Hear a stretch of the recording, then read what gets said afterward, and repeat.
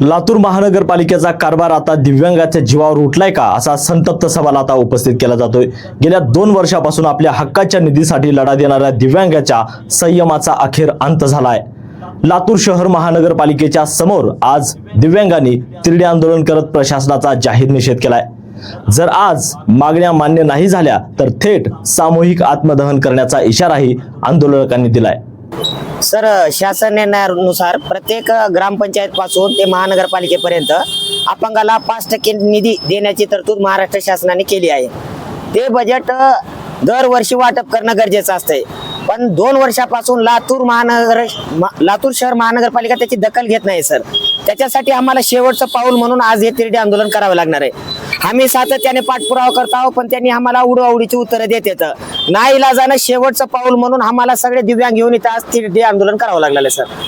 यापुढचं पाऊल काय सर, समजा तिरडे आंदोलन देऊन बी जर आमची मागणी आज पूर्ण झाली नाही तर आम्ही इथं आत्मदहन करणार आहेत सगळे दिव्यांग मिळून, अशी आमची मागणी आहे सर।